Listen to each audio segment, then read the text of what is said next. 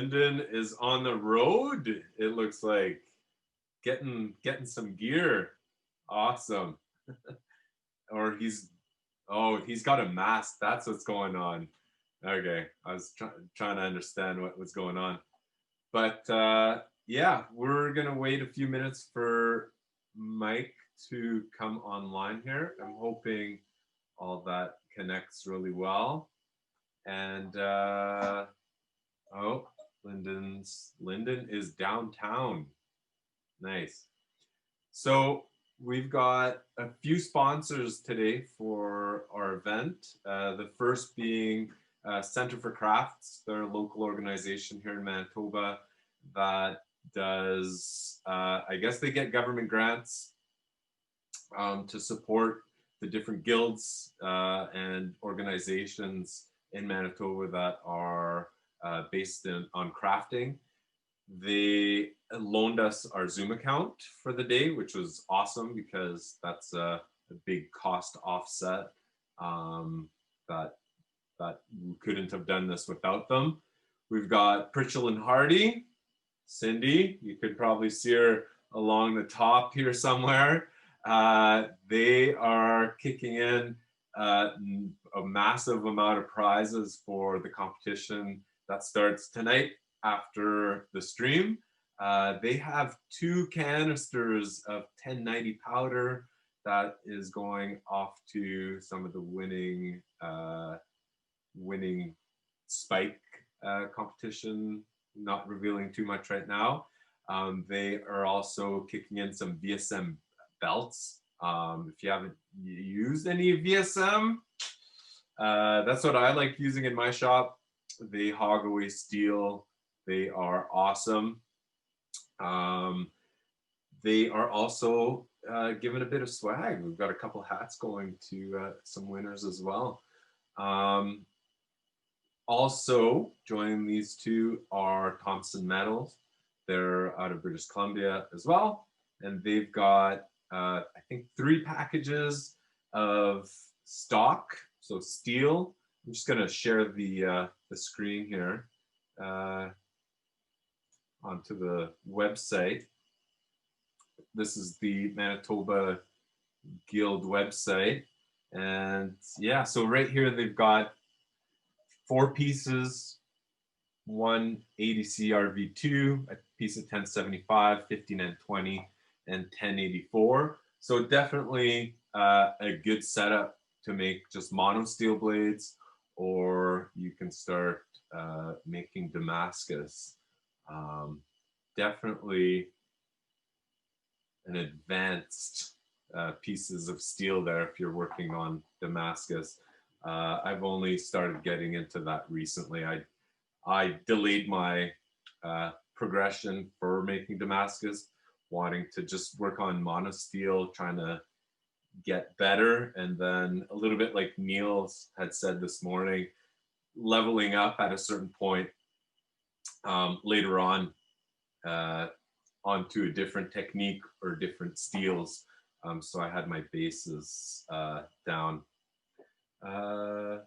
Steve Bonin is saying that he got a 50-pound package of H13 from Thompson in the mail yesterday. Ooh, very nice. Yeah, those packages are fun to receive. I just spent $700 on grinding belts from VSM this summer, so yeah, it hurts, but I'll have a lot for a while now. So, all right. I'm just checking the participants here to see if Mike is around.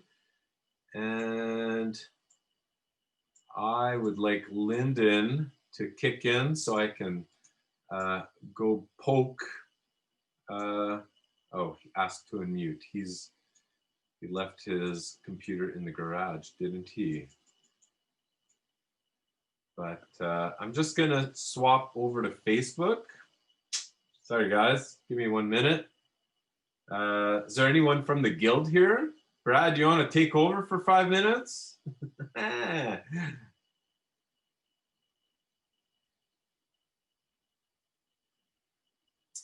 All right, I'm gonna go poke Mike. Give me just a minute.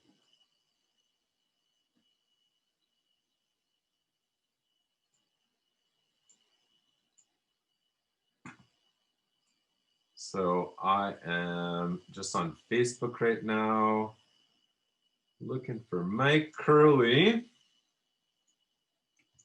Give him the old hey, hey, poke, poke.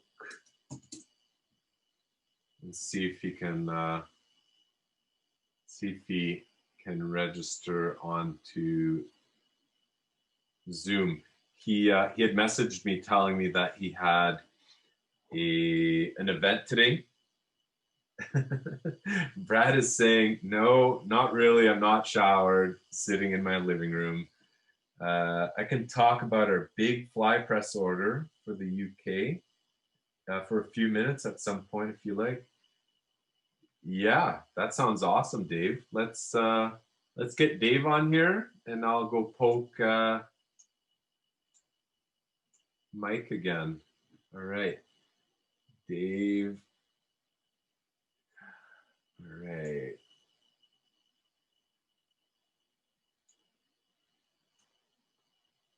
Ask to start video.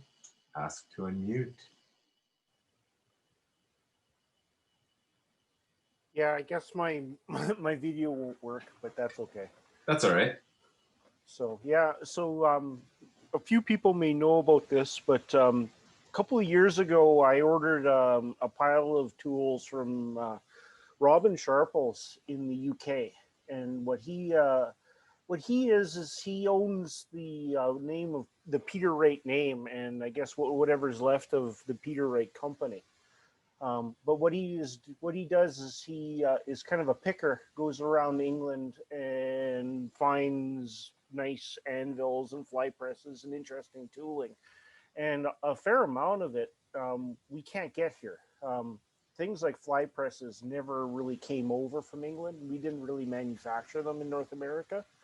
So I ordered one fly press from them about a year ago, and a whole pile of anvils and things that I brought in just for myself because I was tired of looking at $700 anvils on Kijiji with that were not worth $7, and you can still see a pile of them on there right now. But the process was actually surprisingly simple. He's this particular fellow Robin. He's got a really good shipper, and there's really no, like, because we're Commonwealth, there's no duty or anything. So in any case, so what we did is we sort of told them there was four of us, and we kind of told them what we wanted, and each one of us sort of wanted a smaller fry press, number twos, number threes, number fours. And over a period of a few months, he actually sourced those for us, reasonably priced. And in the meantime, he has warehouses full of old tools.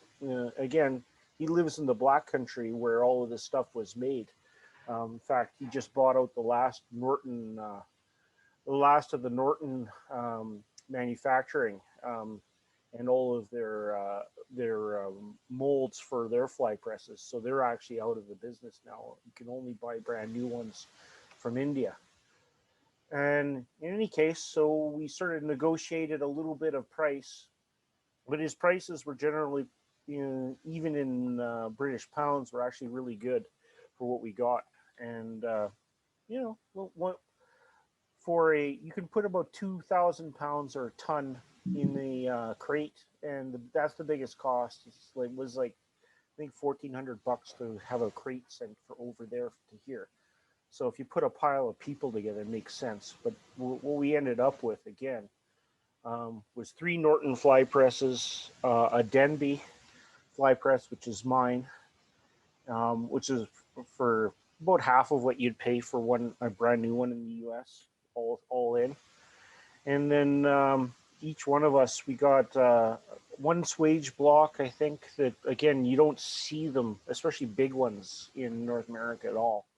And a couple of, I got a 7-inch leg vise. Again, you don't see them here. It's huge. It's like 200 pounds. And then I got a couple of 300-pound anvils.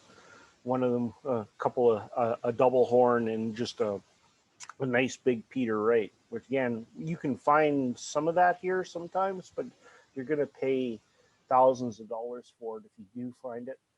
And a lot of them haven't been really treated very well. All the stuff we've gotten from him is there's a coat of rust on it.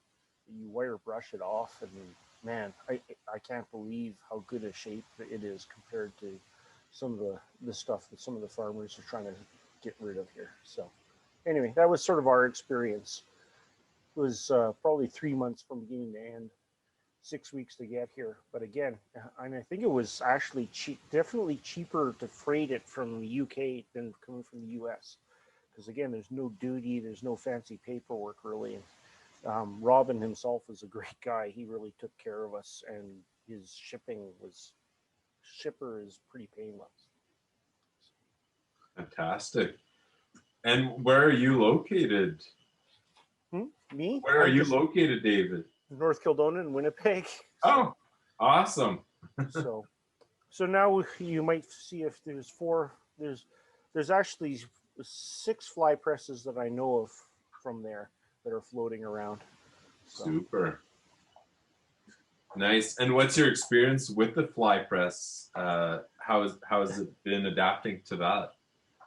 It's interesting. I haven't spent a ton of time on it. I really wanted to use it to punch holes because it's pretty good at that. But I got some drawing dies on it, and I'm really surprised at even I got a little number 3, and they say it's not good at drawing. Like a fly press isn't, but holy crap, can it move metal fast? Especially hot metal. I mean, if you don't have, and you're not going to get a power hammer, it's pretty good. Awesome. I wish they were more readily available. I was keeping my eye open for one for a long time and ended up buying a hydraulic press, which I'd found on Kijiji, which was pretty great deal that I got. But yeah, fly press was the top of my list of things to buy. Yeah. So someone had a number 2 on Kijiji for a while for over $2,000. Yeah. And it was like, no, it's okay, it's vintage, but no, it's not collectible. Yeah. And what really bugs me right now, again, it's why I think I've brought 4 anvils from there, is the prices online are just astronomical, and then people are trying to sell these Vulcan anvils, which again never had a hardened top on them, and they're all just, you can see the wrought iron grain in it. Yeah. But they're just not worth anything, and people who are wanting $400, $500, you'd be better off with a rail track. Yeah. And exactly. Reality is that you're hitting on a big piece of steel.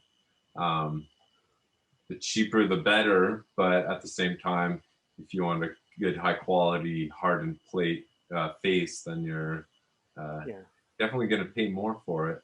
But at the beginner blacksmith, kind of anything goes at first. It's great. Yeah, pretty much. I mean, the problem is like it's really nice to have a nice anvil, but when you first start, because it makes your life a little easier, and then in the middle, it's like, but you could get away with using a piece of 4140 or some rail track or whatever, and then sort of in the middle there, you really want one, and then when you get really good at it, you can basically hammer on anything. It doesn't matter anymore. So awesome. Yeah, definitely something to keep an eye out for. I know Lyndon's awesome at sniffing out anvils. He's gone through a number of them over the last few years. He'll be picking up something from someone and then sniffing them out from the corners of their garage and paying an extra few $100s to drag an extra anvil home, which is awesome. Yeah, I had got some good advice from someone who had talked about how to find an anvil, and it was simple advice. It was talk to people about wanting an anvil, that you need an anvil, that you're starting to blacksmith and you're looking for, but guess what, another anvil, and they come out of the weeds. Not as much as they did, but yeah, someone's got one in their garden, Yeah, and yeah, they're exactly. like, and you're like, well, it's a little rusty. Put a wire wheel on it, and 2 hours later, you're going. Yeah, yeah, yeah. I picked one up. It was in the Drury, I think, is the beer manufacturer, the brewery. Yeah, the old brewer or the one the new startup, the old one. The old one. Yeah. Yeah, I've got that one in my shop. Apparently, it was used to fix the wheels on the carts, and this thing is pretty mint, surprisingly. Well, Um, doesn't I doesn't design hydropower plants for a living, and I've been to like hundreds of them, and invariably there'll be an anvil in the corner of their machine shop right on site in the middle of nowhere. Yeah, yeah. Well, we've needed them for a long time, so.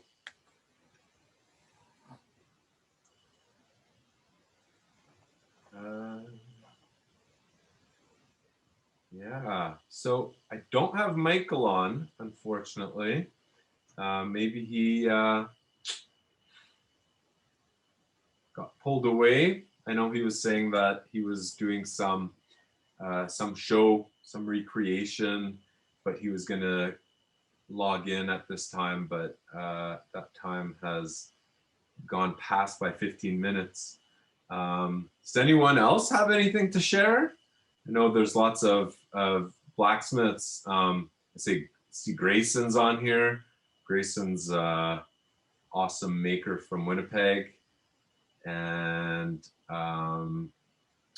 whose other name did I see that I thought might be able to share some information?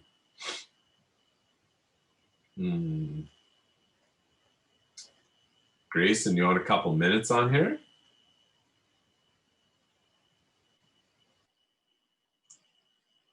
I'll see if I can get him to unmute. Sure, yeah, I've got some time. Can you see me, or is it? You are now at the top of the list. Ask to start video. Here you go, bud. Video. All right, sure. Let me just access camera. There we go. Okay. Yeah, I've got a few minutes. I've got a few knives actually just in the oven here. Awesome. Let's see if I can turn it around. Just about done tempering there. Have you gotten into your new shop at North Forge? Not quite yet. They had some issues a bit getting the permits just taking a bit longer. Basically, since it's a historic building and they're redoing all the electrical work, it takes a bit getting the permits and everything with the city, going through a few revisions of all that has taken a bit longer. So it'll probably be, I think they said hopefully like end of November, but it might be pushed back till December until I'm in the physical space. But I have been using their services, like like I have an annual membership with them for their like their milling machines. They've got the 2x72 grinder, laser cutters, CNC routers, and stuff like that that I've been taking advantage of, which has been pretty cool to use. Yeah. Maybe can you explain to us what the that space is? What is the North Forge? It has nothing to do with definitely blacksmithing or forging, but it's a pretty cool facility here in Winnipeg.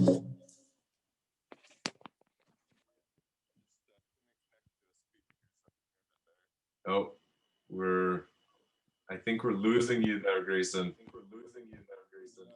Got to see me here. Let's see what's.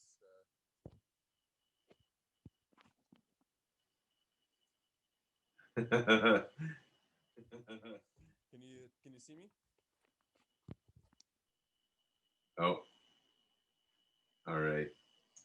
I'll take the spotlight. I'll explain what it is. I used to be a member there as well. So, yeah, so Graeson has been working in his parents' garage, basically.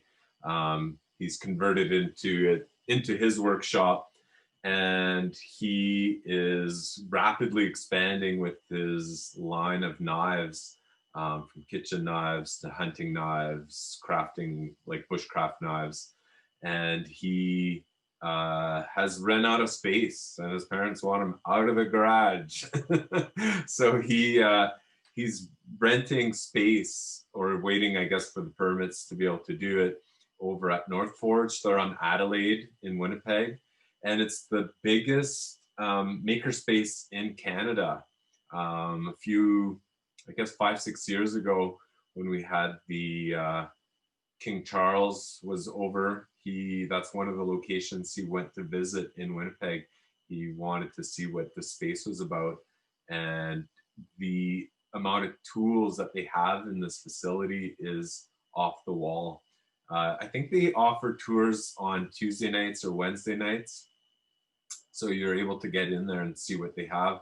But you're talking about millions of dollars worth of equipment, from tri-axis milling machines, CNC controlled, different types of lasers, 3D printing, pretty much anything that will allow you to do your MVP, or minimum viable product, and get things moving so that you can start a business. You can even run your business from there until you're big enough to take on a larger space and become, I guess, more self-employed.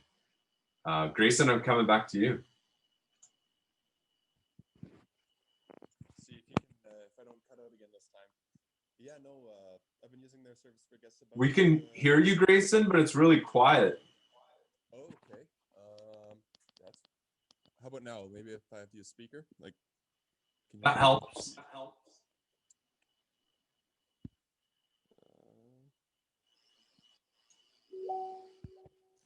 Okay, I guess I'll talk a bit closer into the microphone. Yeah, I've been using their services for about a year and a bit, on and off.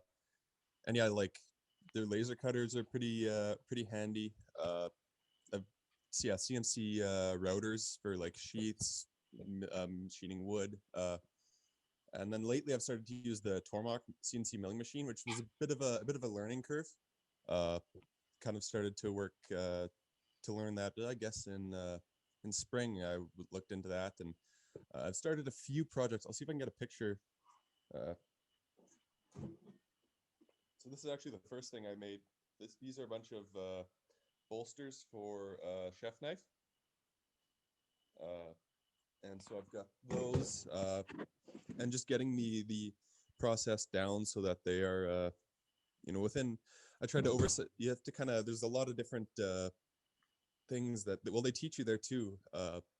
Especially with machining. I'm not really very familiar with machining, but they started to. They really helped to teach you things. So like, planning out my things. Okay, I want it to be 5 thou undersized. That way, it's a press fit when I press it onto my my blade. Or if I want to, okay, maybe HSS would be better for brass than carbide, because you have a bit more flexibility. You can you don't really need the toughness of the carbide, stuff like that that I've kind of started to learn. So it's been good to help really develop and manufacture parts like that a lot quicker. Very cool. So how many you're getting prepped up for Christmas sales, I'm guessing, Graeson? Yeah, I've got next week is Third and Bird, actually. So that's at the Red River X grounds. Okay. So that's kind of the big one that I've got for this year. I've got a few more, few smaller ones. A lot of them have been canceled or postponed just due to COVID.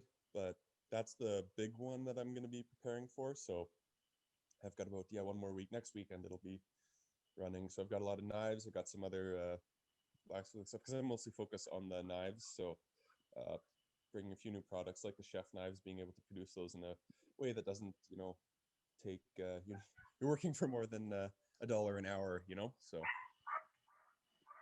For sure. yeah. It's a tough business to get into if you're just making one-offs. So I applaud you for for going ahead and actually making like repeated blades, because it makes it more of a manufacturing kind of process that you can refine, get better and quicker at, and get that some volume. Yeah, and that's kind of, well, you can see kind of my small shop here is a bit small, but I've started to really work into volumes. So just having stock knives ready to go in various states of heat treating and finishing and stuff. There's something that's kind of fun that I've been getting ready to do, heat treating foil. So I've got a couple sheets of stainless on the way, and then a heat treating oven as well that I'll be being able to move into more stainless, which is part of building for more production, is something that I've wanted to do. And just different processes, like I've been playing around with different stainlesses to get those processes down, which is fun. I enjoy that aspect of it too, kind of messing around with the figuring out the production processes and what works good and that sort of thing. But it's a bit of a disaster right now. It gets that way pretty quick. Yeah, no, especially kind of as things are a bit hectic, getting ready for the show. So getting Oh, Lyndon, we can hear you now. Whereabouts are you? Just that Tim Horton's ordering a coffee. I don't know if you guys saw, but these are the shirts that I got printed here. I put you as added spotlight. Oh, awesome. Very cool. Hey, can I get an extra large French vanilla and simply? All right, we're muting Lyndon. Okay, remove spotlight. Oh, all right, we're back to Graeson. So Graeson, we've got a couple more minutes, and then we're gonna get Sean is next. Sean Cunningham from Front Step Forge. Lyndon, give me a thumbs up if you're going to be able to introduce Sean Cunningham. I want you to pull over and do it. If not, you know Sean a lot better than I do. So great. Hey, Graeson, did you manage to get a hold of some VSM belts? Yeah, I've been starting to play around with them and quite impressed so far. Like, I used to be using combat abrasives, and then I bumped into a gentleman at one of my shows who was a VSM distributor, and he gave me a couple samples to try out, and they're pretty tough stuff. Like, I used typically, like, when I do knives, I'll do maybe one belt for 20 or so knives, maybe, and then I used the VSM ones, and I was going for about 50 knives per belt. So, wow. And they were cheaper, so it was quite the. And then the other thing too is they have a lot more options. Just speaking with the guy, the people there, and looking through the options, like different ones for stainless steels versus carbon steels. They have a lot of different options for that kind of stuff. If you run your stuff wet or dry when you're grinding, and so especially that's been good to use those. So I'm in the process of transitioning. Like, I've still got quite a few older ones. Nice. Stuff, but I'm the wall of transitioning belts into VSM as I get more for my next orders. Nice. All right, Graeson, thank you so much for giving us a little shop tour there, and all the best with all the Christmas sales. Hope it goes really well, even in these circumstances with reduced numbers and the sales and all that with COVID. Yeah, no, thanks. Yeah, appreciate coming on for a bit. Yeah. Sweet, man. We'll catch up later. Sure thing. Yep. Okay. Replace spotlight. Hey, I'm back. Yeah, I'm just going to keep going on the VSM belts since I had done a bit of a bunch of reading on their belts over the summer when I was trying to figure out what I wanted to order. I recently picked up a 4x64-inch belt grinder, which was intended for glass, I think. That's its construction and or its intent. But I swapped the motor on it and ordered a bunch of belts from VSM and custom sizes, so which is awesome. I think, Cindy, you're probably stocking 2x72. Are you stocking any other sizes? I'm gonna get you to unmute. Oh, there we go. Hey. Hi. Can you hear me? I can hear you, yeah. Yeah, I am stocking 2x72 right now, but I will be gradually adding on. Like at the end of this month, I'll be adding on. I've had a couple knife makers ask me for scalloped edge. I'm bringing that, and a few other knife makers have asked me for different sizes. Nice. But I am new and growing, so yes, I won't be adding but I'm going to stick with the VSM. I am the Western distributor for VSM, and it's taken me a long time to get it, so I'm going to keep it. Yes, I guess the question is yes. For sure. As we go, we will grow. Yeah. So, yeah. I'd gotten a few samples from them as well. And they're, I'm looking, I haven't tried them yet, but they're supposed to be like almost a buff to shine. So are you talking about the gray one? Yeah, exactly. Yeah. Do you know anything about it? I just got the sample myself. Okay. We were just trying it. We were going to try it this weekend in our shop because my brother's a knife maker, my husband's a blacksmith, and I'm a blacksmith. So nice. We were hoping to try it this weekend and see how shiny it actually gets. Yeah, yeah. But the thing is, it's supposed to get really, like see your, kind of like Sean's hammers. You see your face at the end of them. Yeah. So we're hoping we get something close to that. Awesome. I'll keep you posted. Yeah, definitely. When I get more samples, I'll send you one. Perfect. Sounds good. Thanks, Cindy. Hey, I think, Lyndon, you want to give us an introduction for Sean? I'll let you finish chewing. And then Sean is sitting by. He's got his hand up. I think he's ready to come in.